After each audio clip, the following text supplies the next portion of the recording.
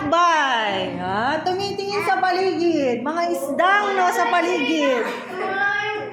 Tumitingin sa sky kasi ang ganda ng panahon. Ha?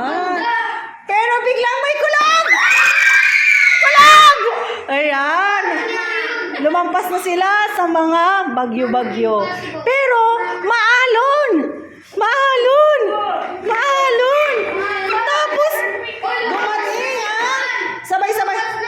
sabay-sabay tayo dun sa hangin at nagkaroon ng malakas na hangin.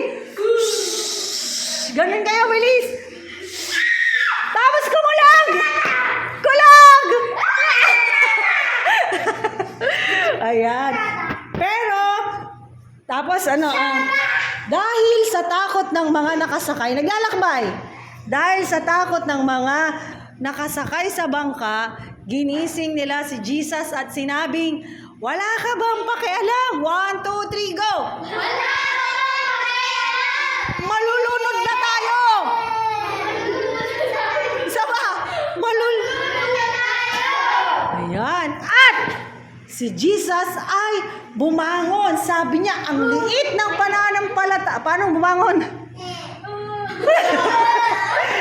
Sabi ni Jesus, ang liit ng pananampalataya ninyo. At sinabi ni Jesus sa bagyo, tumahimik ka! 1, 2, 3, go!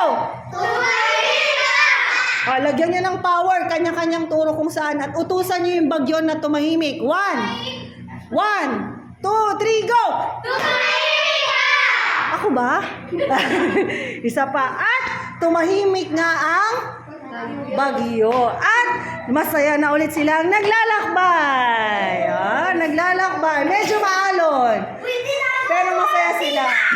Ayan, nagsasagwan. Ayan.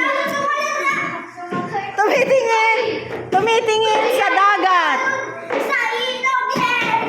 Ayan. At masaya silang nakarating sa kanilang pupuntahan. Bumaba na sila sa bangka. O, baba na ng bangka. Ayan.